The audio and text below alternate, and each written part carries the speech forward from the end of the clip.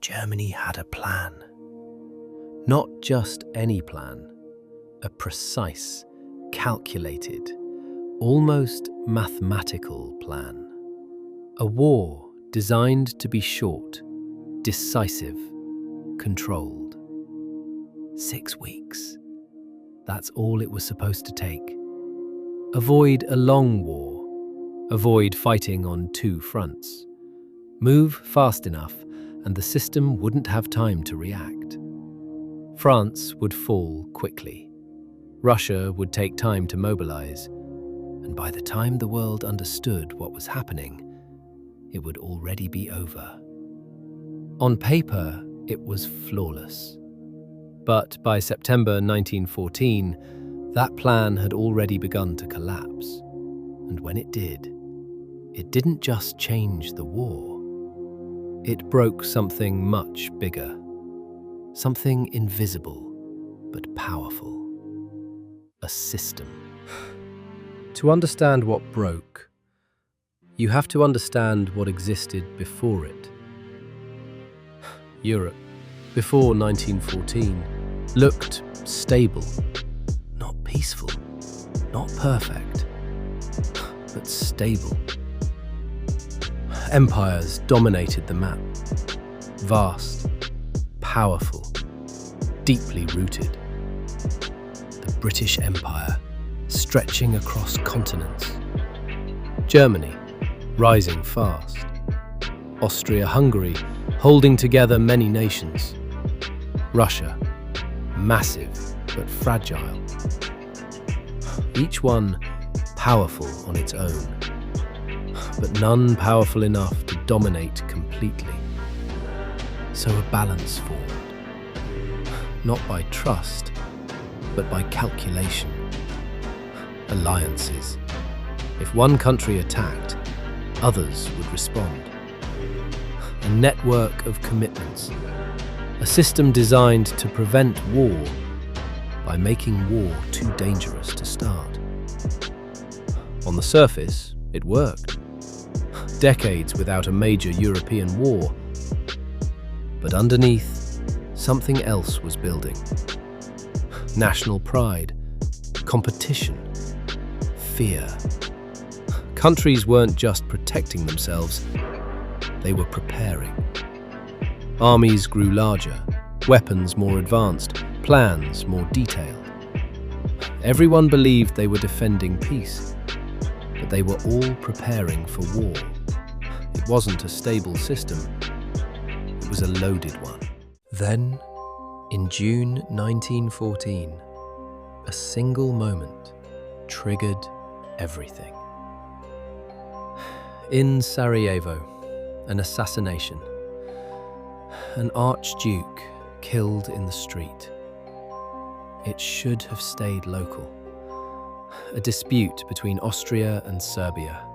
Contained, managed, resolved.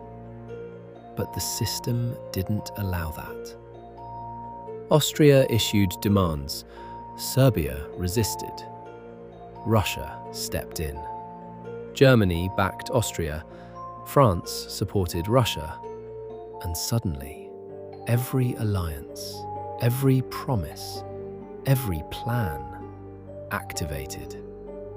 Mobilization began. And once it started, it couldn't be stopped. Trains moved, armies gathered, timetables locked in. The system wasn't slowing things down. It was accelerating them. Within weeks, Europe was at war. Germany moved first. Speed was everything. Through Belgium, into France. The advance was fast, disciplined, relentless. For a moment, it looked like the plan would work.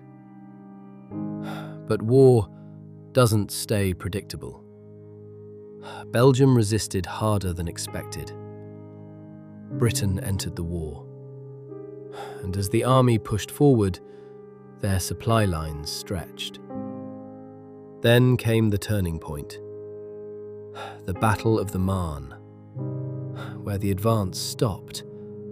Not completely, but enough. Enough to break momentum. Enough to change everything. Because after that, the war stopped moving. Not ending, just freezing. Trenches, miles of them, cut into the earth.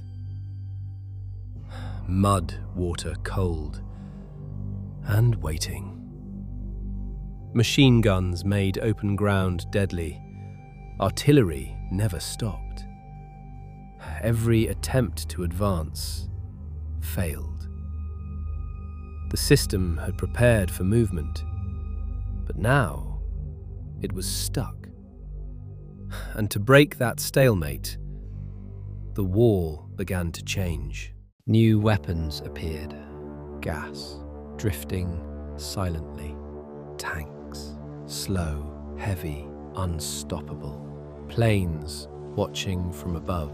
Technology advanced, but the result didn't. Battles like the Somme cost hundreds of thousands of lives for ground that barely changed. By 1917, the system began to break. Russia collapsed.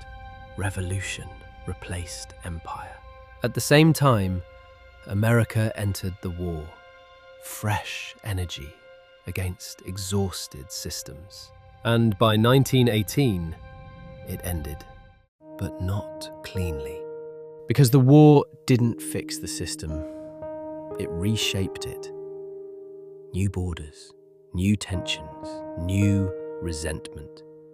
The same forces still underneath, still unresolved.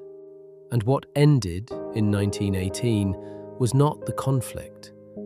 It was the beginning of the next one. If you find this interesting, follow to stay connected.